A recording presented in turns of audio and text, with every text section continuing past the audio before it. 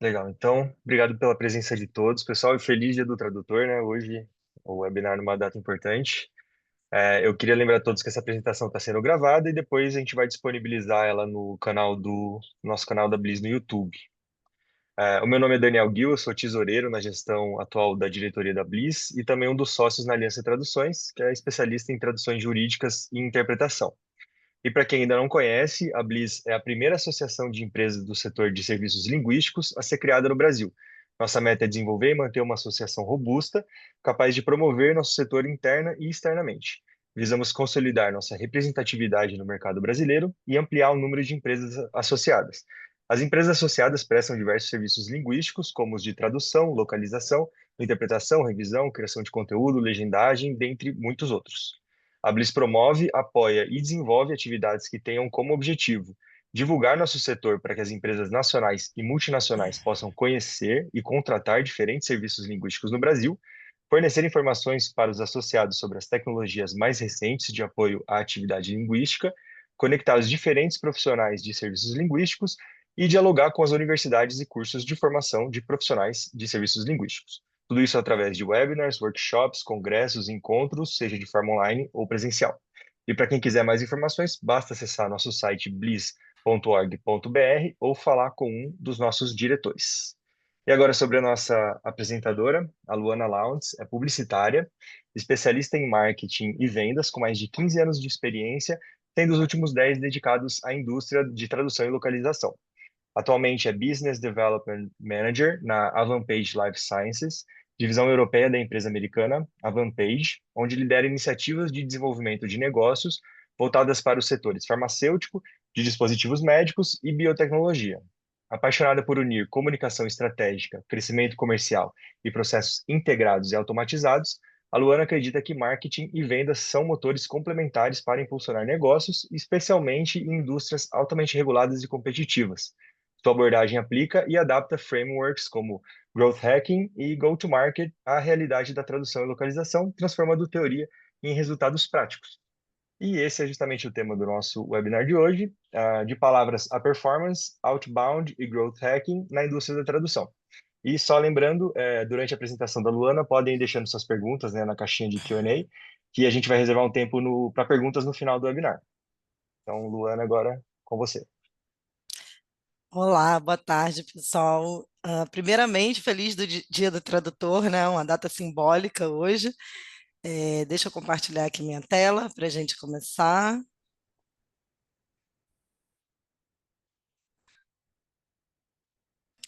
Vocês conseguem ver minha tela? Tudo certo? Conseguimos. Beleza. Bom, então hoje a gente vai falar sobre growth hacking para agências de tradução. E a gente já vai começar essa apresentação com uma pergunta um tanto quanto provocativa, né? Crescimento acelerado ou crescimento eficiente? A gente consegue ter os dois ao mesmo tempo? Então vamos. E aqui a gente já vai começar com uma frase que eu acho que define bem, né, growth hacking, que é uma frase do Sam Ellis, o criador do termo, da metodologia, né, growth hacking, que é sempre há uma forma, uma melhor forma de se fazer qualquer coisa, né? Então acho que isso é muito aplicável, né, para a realidade da nossa indústria. O que a gente vai tentar fazer aqui hoje não é reinventar a roda, mas talvez pensar numa maneira mais eficiente de usar a roda, né? Que é basicamente o conceito central de growth hacking. Então, me apresentar rapidinho, o Daniel já fez isso, então vou me apresentar aqui bem rápido. Meu nome é Luana, fiquem à vontade de me chamar, para me chamar de Lu. Eu trabalho com marketing e vendas há quase 20 anos e os últimos 10 anos completamente dedicados à indústria de tradução e localização, indústria pela qual eu sou completamente apaixonada. Já tive a oportunidade de trabalhar em agências no Brasil, na Argentina e agora, como ele falou, trabalho numa agência americana, tocando processo de vendas na Europa.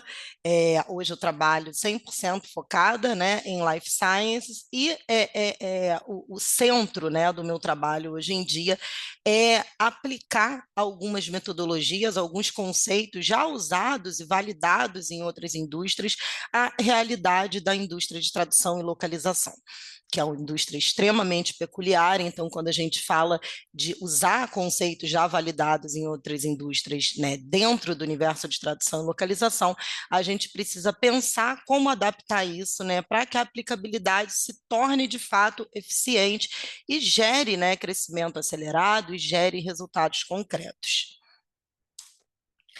Bom, então primeiro vamos falar um pouquinho de conceito, de fato, né? O que é o Growth Hacking? Growth Hacking foi uma metodologia criada lá perto de 2010, no Vale do Silício, né, como alternativa de marketing tradicional. Então, ele nasce no universo da tecnologia, ele nasce ali naquele universo de startups, aonde você precisava gerar crescimento acelerado com equipes enxutas. Então, você precisava criar maneiras, né, criar métodos de gerar resultados concretos de forma rápida e que pudesse ser gerido, que pudesse ser tocado por equipes muito enxutas.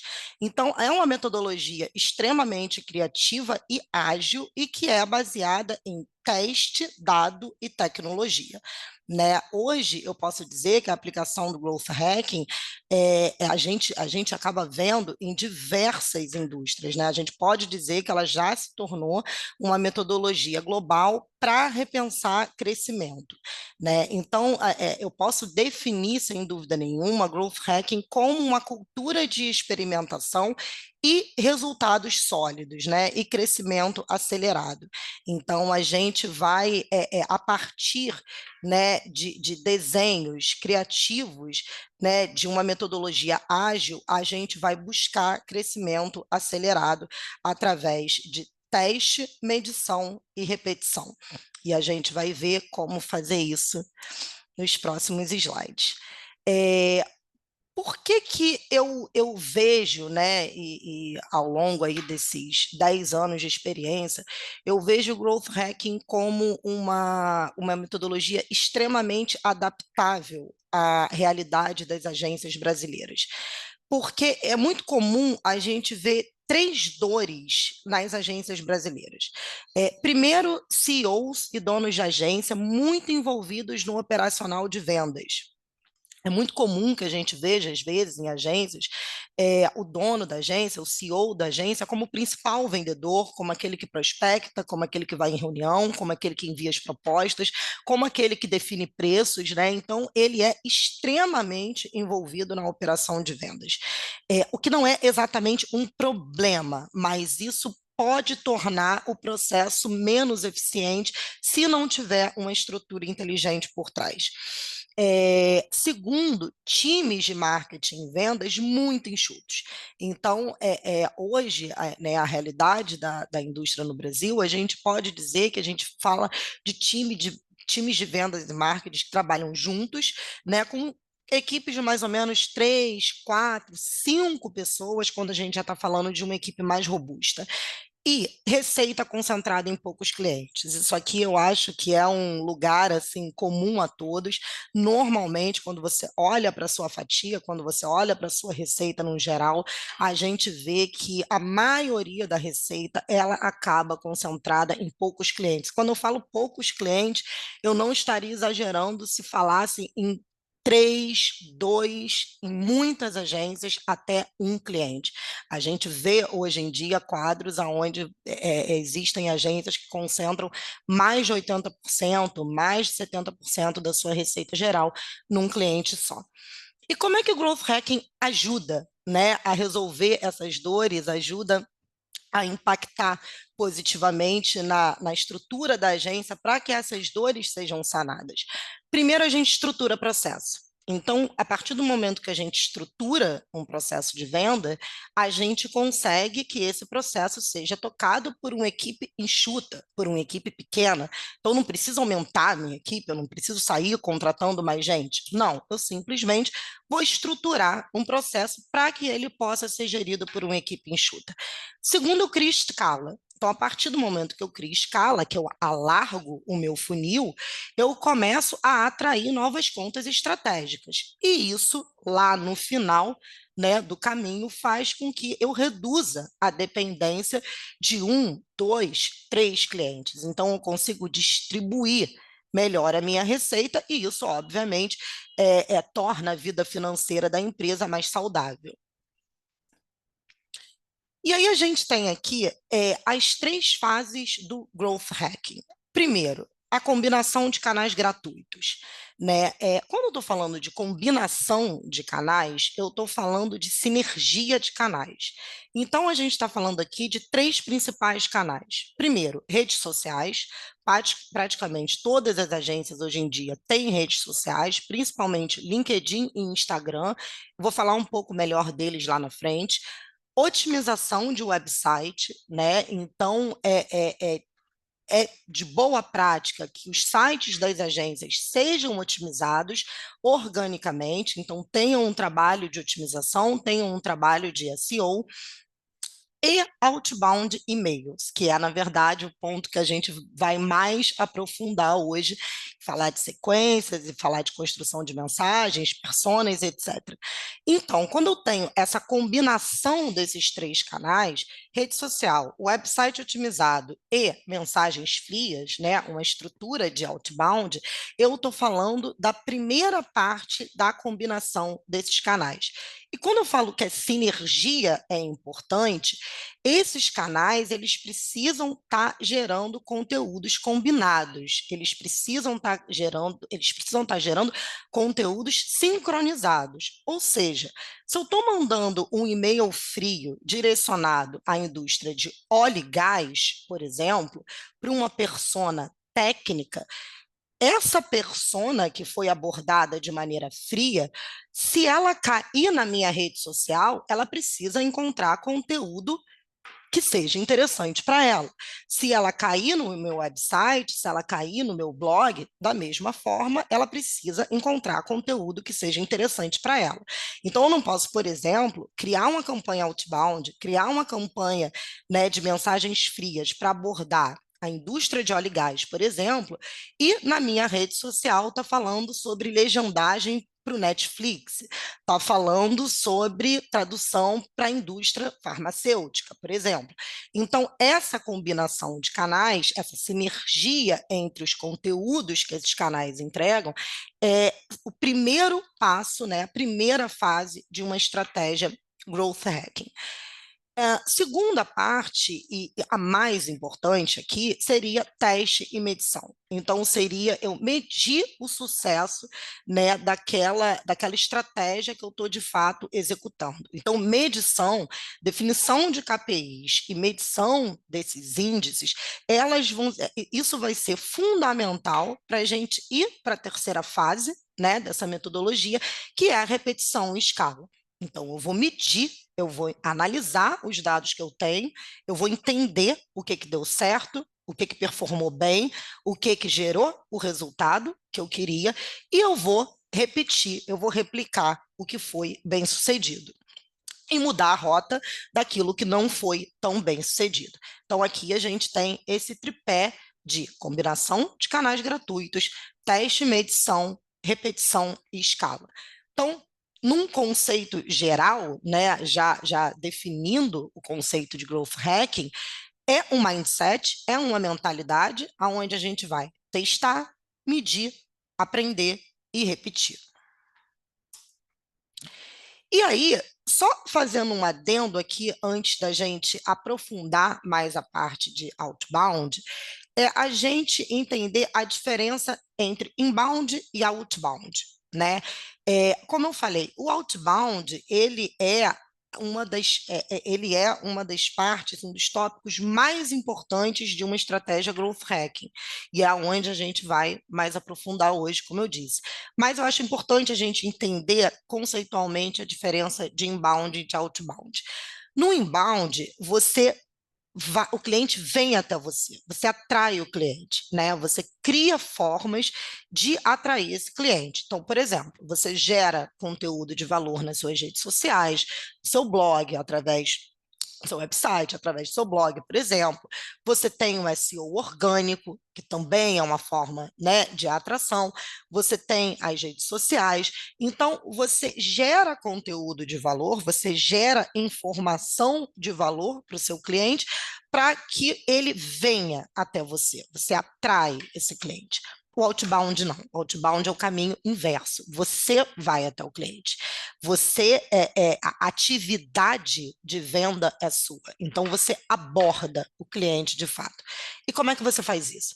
Com e-mails personalizados, com ligações qualificadas, indo até eventos. Então, é a estratégia, né, de marketing que, de fato, né, a gente vai até o cliente, a gente aborda esse cliente. E hoje, qual é a principal ferramenta, né, dentro da realidade da nossa indústria para essa atividade de vendas, para essa abordagem proativa? São os e-mails personalizados, são as sequências de e-mail, que é o que a gente vai ver agora. Então, aqui a gente tem uma estrutura de outbound direcionado para agências, de outbound direcionados para LSP no passo a passo. Então, primeiro, listas segmentadas. Isso tudo que eu vou falar aqui pode soar um pouco óbvio, mas não é, porque eu vejo muitas estratégias que não prestam atenção em alguns desses pontos, e isso pode ser crucial para o sucesso da estratégia. Então, primeira coisa, segmentar listas. Eu preciso entender com qual indústria eu estou falando. Eu preciso entender qual indústria eu estou abordando.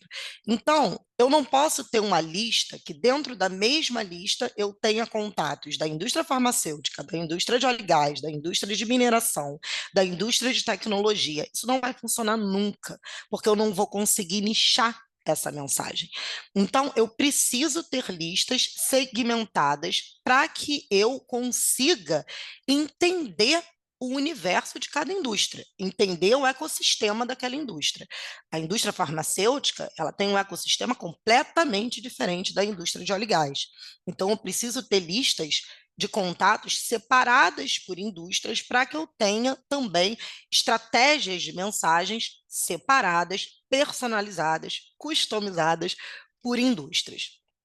Segundo ponto importante, e isso é um ponto muito peculiar da nossa indústria, é a identificação de personas. Antes da tradução, eu vim da indústria de telecom. E quando você vende telecom, por exemplo, você vai direto no TI.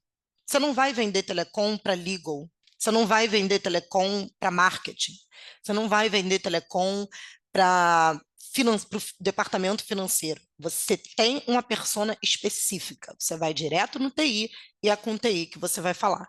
Quando você vende um software de marketing, você vai no marketing. Você não vai, no máximo você vai no RH, mas você tem uma persona bem definida. Tradução não, tradução é compra autônoma. Tradução eu posso vender para regulatórios, eu posso vender para marketing, eu posso vender para compliance, eu posso vender para legal, eu posso vender para financeiro, eu posso vender para diferentes personas dentro de uma mesma empresa. O que é, na verdade, o meu ponto mais crítico e a cereja do bolo ao mesmo tempo, quando a gente está falando de processo de vendas. Por que é meu ponto mais crítico? Porque eu preciso identificar essas pessoas. Eu preciso entender com qual persona eu estou falando e qual é o idioma que aquela persona fala. O que que eu vou falar, quais pontos eu vou tocar, quais são as dores daquelas personas, que são muito individuais, os objetivos e as dores de um time de marketing são completamente diferentes do que os objetivos e dores de um time de regulatórios, por exemplo, quando a gente está falando de tradução. Então, a identificação dessas personas é crucial para a gente conseguir customizar essa mensagem de venda e criar conexão, e criar interesse, que na frente vai virar conexão, que vai virar venda de fato. E por que que é a cereja do bolo? Porque é muito comum no universo da gente, e depois eu até queria ouvir isso de vocês também, mas isso é uma coisa que aconteceu comigo ao longo, né, desses últimos 10 anos.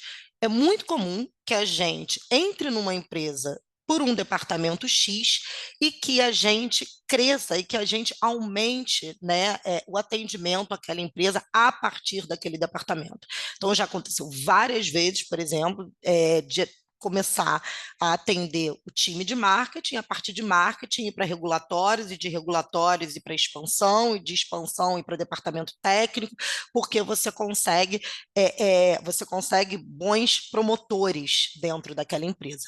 Então, isso é algo que outras indústrias não têm, que outras indústrias não conseguem fazer, e que nós que vendemos tradução conseguimos fazer muito bem. Então, se a gente oferta, né, se a gente de fato oferece uma solução e um serviço que funcione bem, que tenha aderência com aquela primeira persona, entregue resultados sólidos, a gente com certeza vai atrair novos times e, obviamente, novas demandas e fazer com que a receita dentro daquela empresa XPTO cresça significativamente.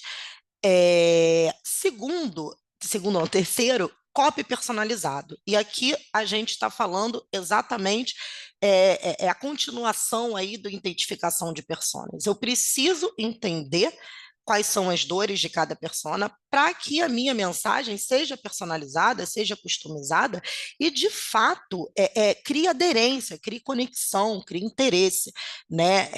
A gente hoje, se a gente abrir a nossa caixa de e-mail, a gente vê que a gente recebe uma infinidade de e-mails frios por dia, e obviamente um e-mail corporativo recebe muito mais, né? Então, o que que faz uma mensagem, o que que destaca uma mensagem? O que que faz uma mensagem ser aberta, ser lida e ser respondida, em detrimento de outras que não são? Conexão. É quando aquele ser humano ele olha para aquela mensagem e ele vê essa pessoa que está escrevendo, ela conhece, ela sabe o que está falando, ela conhece o meu universo, ela conhece as minhas dores e principalmente ela sabe como resolver.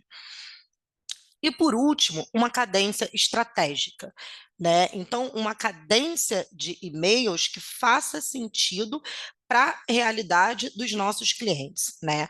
Aqui eu tenho uma opinião que é quase pessoal, mas é lógico que é uma opinião a partir de experiências e de resultados, né? Normalmente, quando a gente monta uma cadência de e-mails frios, né, para outras indústrias, para indústrias, né, na tecnologia, enfim, no geral, a gente fala sempre de mandar 5 a 8 e-mails. Eu não acho que isso funcione para a nossa indústria.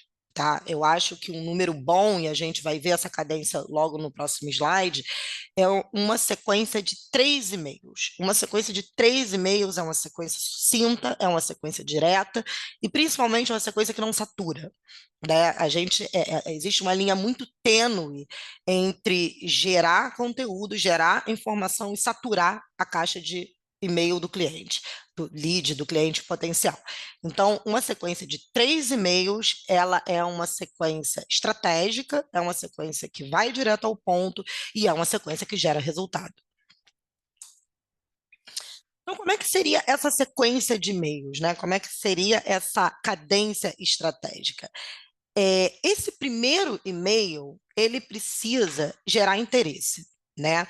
Então, ele não é um e-mail que ele é um e-mail de vendas. Isso é um erro, até que eu vejo muito, no primeiro e-mail, você falar, né, quem está vendendo, quem está ofertando uma solução, falar de si, de si, de si, eu posso, eu faço, eu sei, e não. Aquele primeiro e-mail, ele precisa gerar conexão. ele precisa gerar um primeiro engajamento. Então, como é que a gente faz isso? Eu preciso mostrar para o meu lead, para o meu cliente em potencial, que eu de fato conheço o universo dele.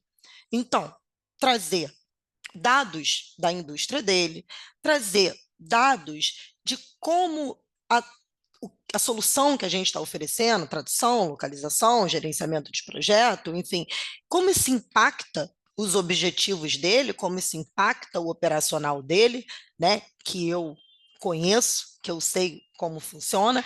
Então, ele não é um e-mail de venda, né, é um e-mail pé na porta, não. Ele é um e-mail de para despertar curiosidade, né? Para você é o primeiro passo do engajamento, o primeiro passo da conexão. O segundo e-mail é sempre um e-mail de follow-up curto. Nesse e-mail aqui, eu normalmente uso no máximo 2 parágrafos, basicamente perguntando se aquele contato teve oportunidade de ler o e-mail anterior, de verificar o e-mail anterior. Ele é um e-mail curto, né? Ele é bem é, direto ao ponto. E aí, no e-mail 3, sim, é um e-mail de apresentação. Aqui eu vou falar da minha solução, aqui eu vou falar como de fato a minha solução impacta, aqui eu vou dar algumas soluções customizadas para aquela persona, aqui eu posso trazer casos reais, né, dizer como eu já ajudei situações parecidas, demandas parecidas, clientes semelhantes.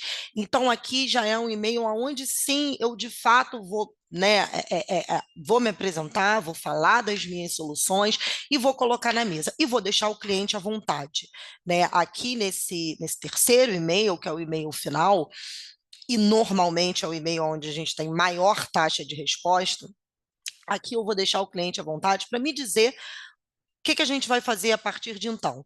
Então, agendar uma conversa, realmente para um call, que é lógico é o nosso objetivo, indicar um outro contato que seja mais relevante para falar sobre o assunto, para falar sobre tradução, ou respeitar o tempo daquele lead e simplesmente, né, deixá-lo aí à vontade para a gente encerrar essa abordagem, encerrar esse contato. Tá? Tem um outro adendo que eu queria fazer aqui, que é o uso da inteligência artificial para montar esse tipo de cadência de e-mail, esse tipo de cadência estratégica. Funciona? Sim, funciona muito. O ChatGPT monta esse tipo de sequência, monta esse tipo de cadência muito bem, só que tem um detalhe. Eu usei um prompt, eu pedi para o chat GPT, eu dei lá a indústria, eu dei a persona, e eu pedi para ele montar uma cadência de e-mail seguindo essa estrutura aqui. E-mail 1 de interesse, e-mail 2 de follow-up, e-mail 3 de apresentação, né, de fato, da solução. Ele vai te dar uma sequência boa, mas ele vai te dar uma sequência genérica. Essa sequência, se a gente, né, fizer uma sequência usando inteligência artificial, para ela de fato gerar engajamento, para ela de fato gerar conexão, a gente precisa dar alma para essa sequência, a gente precisa dar alma para essa cadência. E o que é isso? É trazer a nossa experiência, é trazer o que a gente ouve dos clientes, é colocar ali o que a gente ouve em reuniões, os feedbacks que a gente tem, o que a gente ouve em eventos. Então, é quase como pegar assim, um esqueleto, que é o que o ChatGPT vai te dar, ou qualquer outra inteligência artificial que for ser usada, considerada, e a partir daquilo ali, brincar, editar com o que a gente tem de experiência real, né, a partir de toda a convivência, de toda a vivência com os nossos clientes aí de anos em mesa de reunião, em evento, em café, em almoço, enfim, isso é que de fato vai dar alma para a nossa mensagem e vai fazer essa mensagem engajar, conectar e ter aderência com esse lead.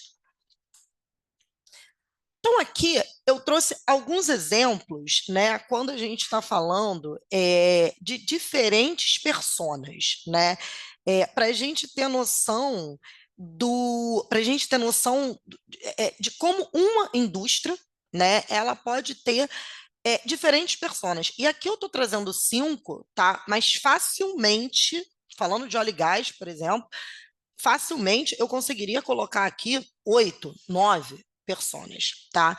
E aí eu vou dar alguns exemplos práticos com essa questão da customização da mensagem e o quanto isso é importante para, de fato, criar aderência, né? Para, de fato, criar interesse.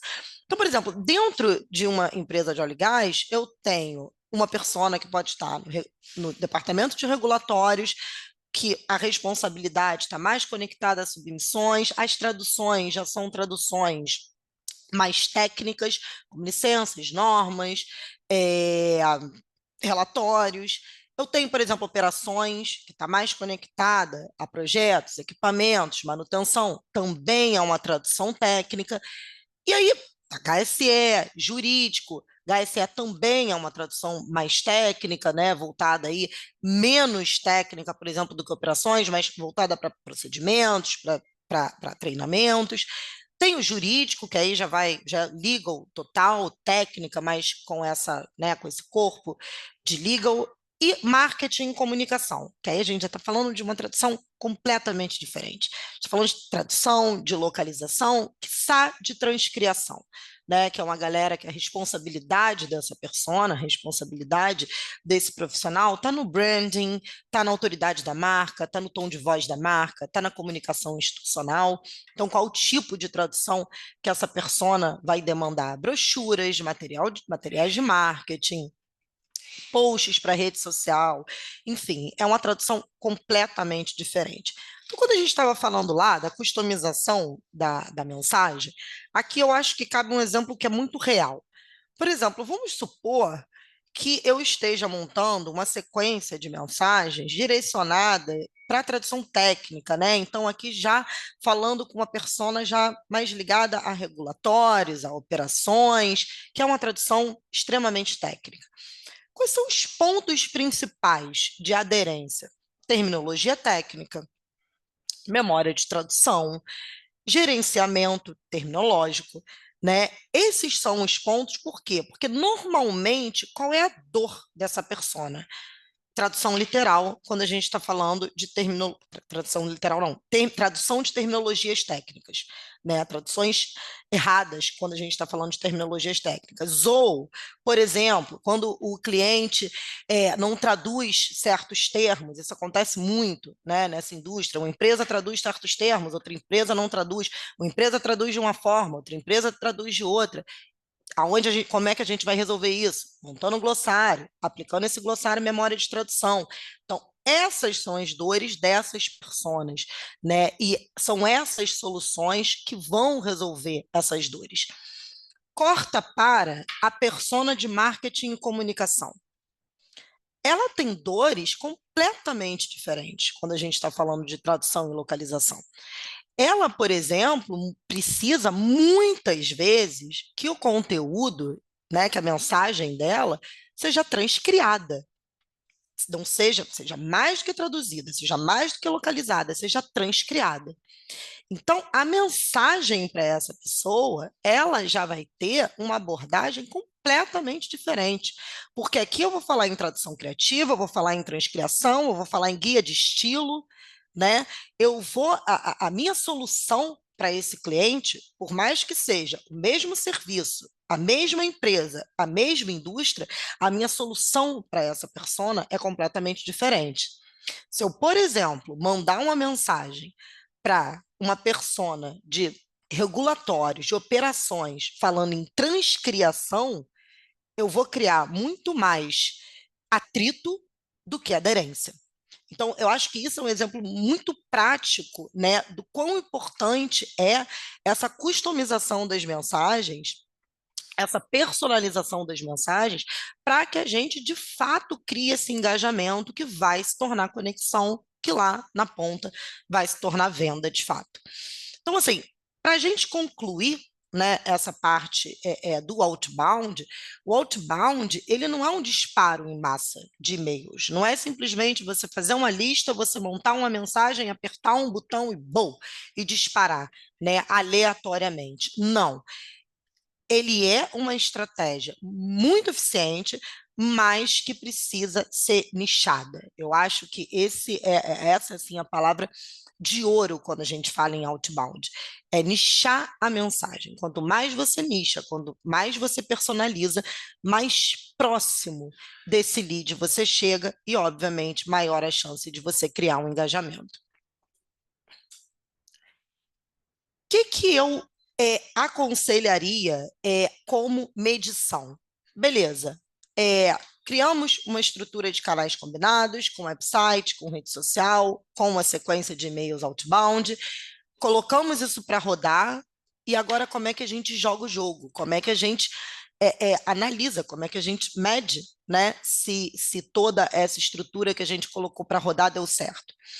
Eu trouxe aqui alguns KPIs, assim, alguns índices que são simples, mas que normalmente são muito eficientes, né? Que são, também não adianta a gente querer olhar vários dados ao mesmo tempo, que a gente acaba se perdendo mais do que se achando. Então, aqui são dados simples e que dão muito norte, né, para os nossos planos, para o que a gente vai replicar ou para as rotas que a gente vai mudar. No website, tráfego orgânico. Então, o número de visitantes que a gente traz através de tráfego orgânico. E segundo, taxa de conversão.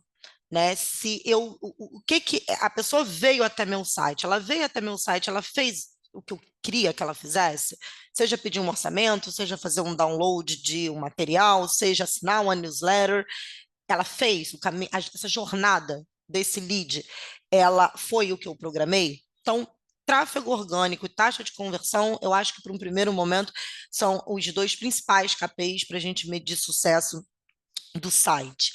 Redes sociais. Crescimento de seguidores, é o básico, né? Ou seja, aumento, né? Aumentar a minha audiência e o engajamento. Né? Essa galera chegou na minha rede social, mas ela está engajando, né? Porque isso te diz muito. Se meu número de seguidores está crescendo, mas o meu engajamento não está crescendo na mesma proporção, significa que o conteúdo que eu estou gerando não tem tanto valor, não tem tanta aderência, né? Então, eu preciso que o meu engajamento ele cresça na mesma proporção que os meus seguidores. E, principalmente, quando a gente vai medir outbound, quando a gente vai medir o sucesso das nossas mensagens frias. Esses três índices são, assim, ouro. Primeiro, taxa de abertura, né? Porque isso é a primeira coisa que eu preciso, né, que esse lead faça, eu preciso que ele abra esse e-mail, né? Segundo, taxa de resposta, porque é aqui que eu vou medir a qualidade da minha mensagem, porque imagina, isso acontece, tá? Com campanhas. A gente está falando, né, de rodar mais de uma campanha ao mesmo tempo.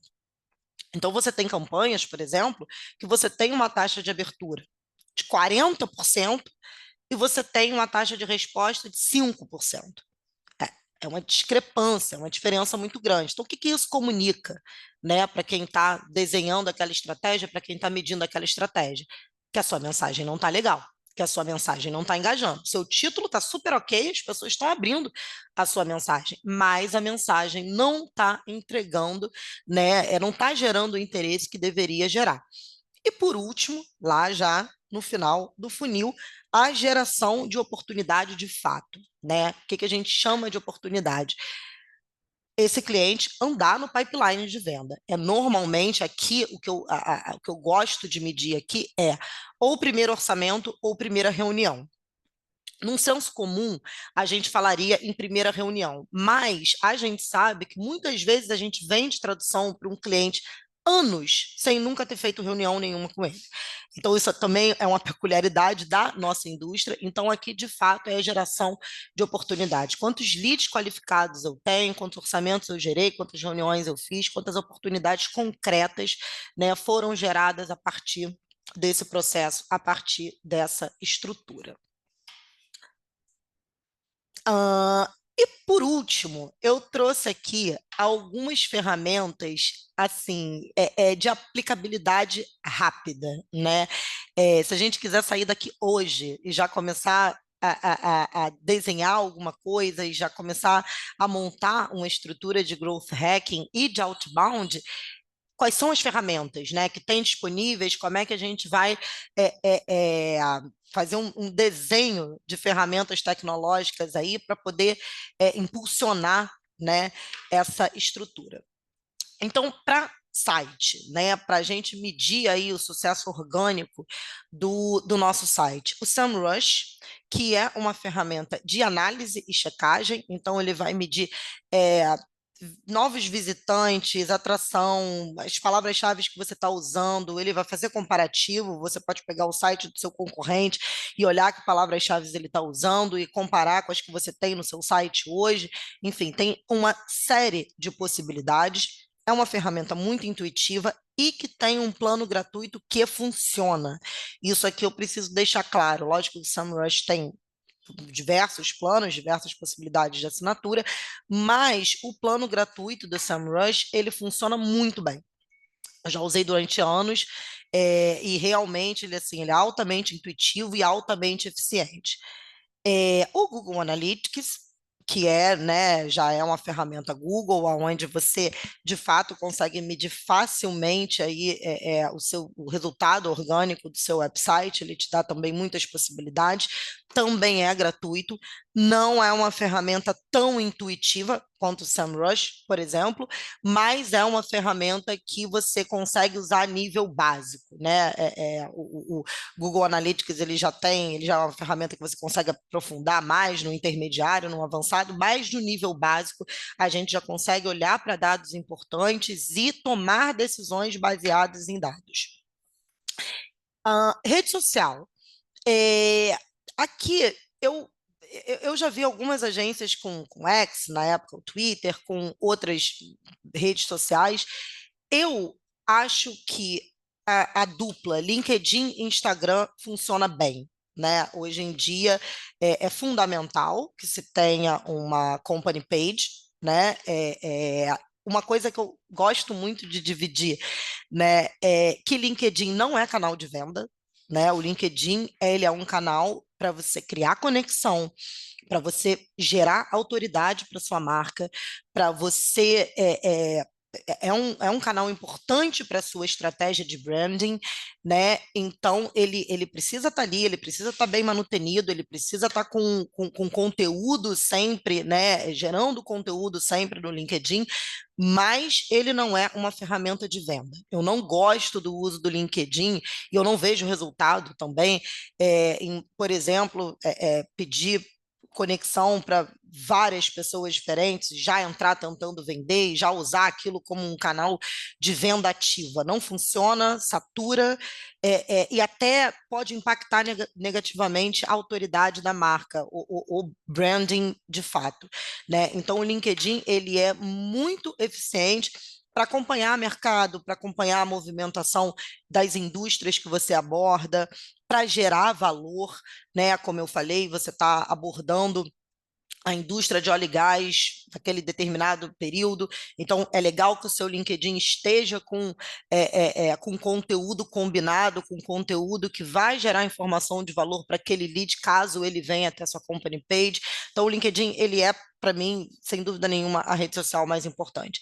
E o Instagram, que também não é um canal de venda, está longe de ser, mas é uma rede social importante, né? Eu acho que tem uma outra pegada, não é a mesma pegada do LinkedIn. O LinkedIn eu já acho mais geração de conteúdo de valor técnico e etc. O Instagram não, o Instagram eu acho que ele traz uma pegada mais de storytelling para a marca, mais de humanização da marca, foto de equipe, de evento, de projeto, né? Ele gera um engajamento mais humano, mais subliminar, mas é uma rede social importante também. E para a gente montar essa estrutura de outbound e-mail, eu vou dividir aqui as duas ferramentas que eu mais usei no Brasil, que são incríveis, né? Que é o Hamper, que é uma ferramenta que ela faz as listas, né? Você consegue criar as listas de contato a partir do uso dessa ferramenta, e-mails verificados, né? Então ela funciona muito bem para a construção de lista, porque ela faz lista segmentada, com e-mails verificados, né? Com personas bem definidas por departamento, por nível de tomada de decisão. E E ela faz os disparos também. Então, você consegue disparar essa sequência de e-mail através do Hamper e ela te apresenta relatórios muito inteligentes, dashboards muito legais.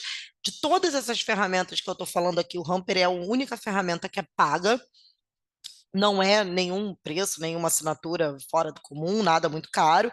É completamente possível de aplicar, né, na realidade aí da nossa indústria, mas é uma ferramenta que funciona muito bem. Eu já tive anos eu já tive um ano de venda numa agência brasileira, aonde quase 90% do que a gente gerou de novos negócios, e a gente está falando aqui de contas grandes, de receitas bem importantes, foram geradas a partir do uso dessa ferramenta. E por último, a HubSpot, que aí já é um CRM, a gente já usa, né, para gerenciar esse contato que já não é mais um contato frio, né? Então, se eu crio uma estrutura de disparo de e-mail pelo Hamper, por exemplo, onde eu vou disparar essa sequência de e-mails, a partir do momento que aquele cliente me respondeu e que a gente vai começar uma conversa mais quente, onde a gente vai começar de fato, né, a se relacionar com aquele cliente, esse cliente já afunila e ali eu já começo a tratá-lo dentro do HubSpot. O HubSpot normalmente é integrado com o e-mail da gente, então isso já é feito de forma automática. A partir do momento que esse lead responde, ele já é salvo automaticamente no HubSpot e ali eu consigo monitorar a abertura de e-mail, quando abriu, quantas vezes abriu, enfim, fazer todo o monitoramento do relacionamento com esse lead até que ele de fato se torne um cliente. Bom, é basicamente isso, né? 40 minutos é pouco tempo para a gente falar sobre tanto assunto, é muito conceito, mas eu tentei trazer aqui uma estrutura, né? Um conceito, uma metodologia que já é muito validada em outras indústrias, que sim traz resultados práticos, sólidos, reais, que cria, né, que a gente consegue falar, né, de crescimento acelerado, ver crescimento acelerado, mas adaptando isso, né, adaptando esse framework à realidade da nossa indústria, ao que é possível ser feito, né, dentro da indústria de tradução e localização aqui no Brasil. E é isso, eu espero ter contribuído. Vou abrir aqui para perguntas e respostas para a gente conseguir bater um papo. Muito legal, obrigado, Luano. Gostei muito da apresentação. Já estou cheio de anotação de tarefa aqui no meu caderninho. Vamos pedir eu pedi para o pessoal enviar perguntas aqui, mas eu tenho uma pergunta para te fazer.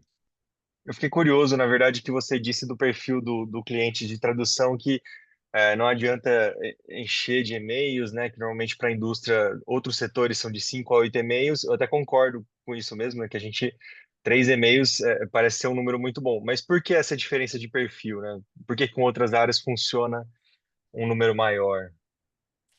Eu acho, sinceramente, não existe um dado concreto sobre isso, tá? Então, eu vou falar Uhum. por experiência mesmo e pelo que eu vejo, né?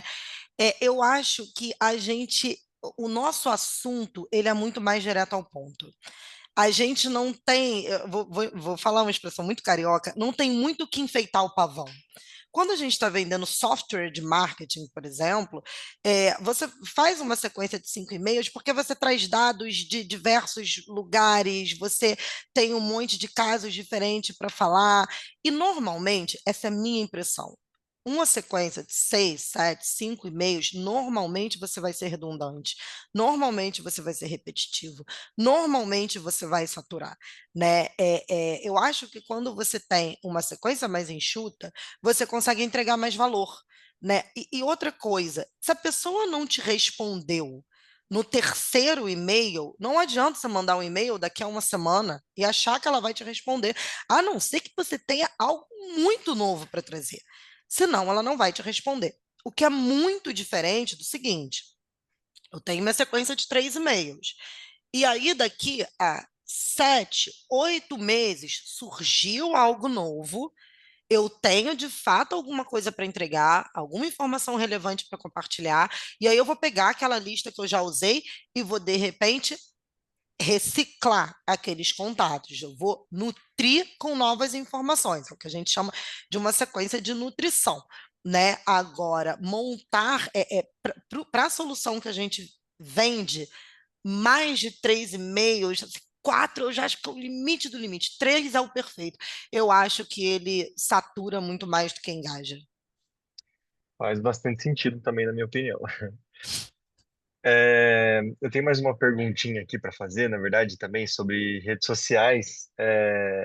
A gente também aqui foca mais no LinkedIn e Instagram. A gente tentou o Twitter por um tempo, viu que não fazia tanto sentido, mas no Instagram a gente percebeu também que isso que você falou, que o engajamento é mais quando a gente posta uma foto da equipe, uma coisa, a gente percebe pelo menos que o comprador lá, de uma empresa, ele não está ali no tempo dele de Instagram vendo a nossa.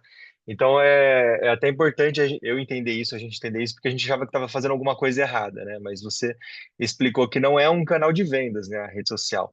E não tem assim uma rede social, alguma forma, uma coisa que seja um canal de vendas para uma empresa de tradução, na sua opinião? Não, eu acho que assim, primeiro falando do Instagram, eu acho que a audiência no Instagram ela é completamente diferente do LinkedIn. Normalmente, se as agências forem olhar a sua audiência no Instagram, provavelmente metade vai ser de recursos, de outros Uhum, tradutores que estão ali e que é esse engajamento que, na verdade, é muito difícil você ver um cliente seu no Instagram uhum, engajando com você, a não ser que você venda para outras agências. Que você, de fato, venda para. Ah, eu sou uma agência brasileira que atendo várias agências europeias. Aí eles vão estar no seu Instagram. E esse cliente, que é o cliente da indústria, talvez vai estar no seu Instagram, vai engajar com você. Agora, eu vendo para a maior empresa de óleo e gás do Brasil. Você não vai ver o comprador curtindo o seu post, falando que legal, né? Quem vai estar ali é realmente o seu recurso, a sua base de tradutores, né? É o seu universo. Então, e por isso que eu falo que ele não é um canal de venda, mas ele é um canal onde você vai humanizar a marca, porque é importante também, porque o seu relacionamento, o seu engajamento com o seu cliente interno, por mais que às vezes não seja funcionário exatamente da agência, mas é, né, aquele principal tradutor, é aquele go-to person que você tem para esse engajamento, ele também é muito importante, porque você precisa daquele seu. Toda agência tem um top 5, um top 10 de tradutores, que é aquela galera que a gente confia de olhos fechados, que a gente vai ali.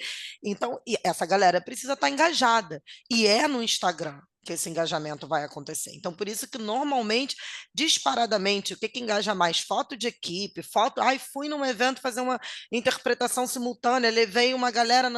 Nossa, explode de engajamento.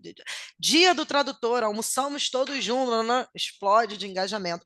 Mas não é um canal de venda, não é um canal subliminar. O LinkedIn já é completamente diferente, porque ali você tem a sua rede de recursos, né? Você tem esse seu círculo social, vamos dizer assim, mas o comprador está ali também. uhum. Principalmente quando você, por exemplo, quando você dispara uma cadência de e-mails frios. Então, exemplo real. Estou usando aqui o exemplo, vou um pouco agora para a minha indústria, vou para Life Sciences. Então, eu disparei uma sequência de e-mails para a indústria farmacêutica e eu postei no meu LinkedIn um conteúdo sobre regulamentação e terminologias aprovadas pelo órgão regulatório do país tal. Ele vai lá ler. Se ele cair ali, se ele for, ainda mais se tiver um link, eu não gosto de colocar link em mensagem fria. Vale deixar esse mais. Se, por exemplo, na minha assinatura tiver algum link, eu não gosto de colocar no meio da mensagem, mas se na minha assinatura tiver um link, LinkedIn, e ele cair ali, ele vai curtir. Ele não vai, provavelmente, compartilhar alguma coisa, mas ele vai curtir. Isso já aconteceu algumas vezes. Outra coisa que acontece muito é, por exemplo, você faz uma reunião através de um processo de envio de e-mails frios e o cliente comenta: Ah, eu vi seu LinkedIn, eu vi aquele post. Isso já aconteceu comigo algumas vezes. Então, muitas vezes é um dado fantasma, né? Como eu gosto de falar, às vezes o cliente está ali, ele não curtiu, ele passou por ali, mas ele leu. Quantas vezes a gente não faz isso também? A gente não lê o conteúdo É. inteiro e é incapaz de ir lá apertar e curtir, mas aquele conteúdo está na nossa cabeça. E aí, normalmente, como é que você mede isso no LinkedIn para ver se o seu LinkedIn está engajando com a audiência que você quer? Olhando os novos visitantes, porque no LinkedIn você tem essa possibilidade. Você pode olhar os novos seguidores e os novos visitantes. Então, é super comum, por exemplo, você disparei uma sequência de e-mails frios para indústria farmacêutica. Aí, quando você vai lá ver nos seus novos visitantes, você vê que você tem lá já um percentual crescendo de visitantes dentro daquela Uhum. indústria, né? Então, é a forma de você balizar. Maravilha. Mais anotações aqui. É, beleza, eu vou precisar encerrar agora, pessoal, porque a gente está chegando no horário. Mas eu queria dar um recado importante também, que é, para quem ainda não sabe, a gente vai ter um evento em participação também com a Gala e com a Women in Localization, que é o Gala Roadshow. Vai acontecer quase daqui a um mês, dia 1 de novembro. E a Luana também vai estar lá, já dando um spoiler para vocês, apresentando um pouco mais e aprofundando, né, esse tema que a gente ouviu ela apresentar aqui hoje, então não percam, porque vai ter mais dica importante também, né? Muitos insights. E é isso, obrigado, Luana, mais uma vez por ter participado. Obrigada a todos vocês, foi ótimo, foi um prazer. E nos vemos em novembro. Opa, em breve. E para quem não pegou a apresentação inteira, a gente vai disponibilizar lá no YouTube, tá? Tudo sendo gravado, para que vocês possam ver e compartilhar depois. Então, muito obrigado, valeu, pessoal, boa semana para todo mundo. Boa semana, tchau, tchau. Tchau, tchau, obrigado.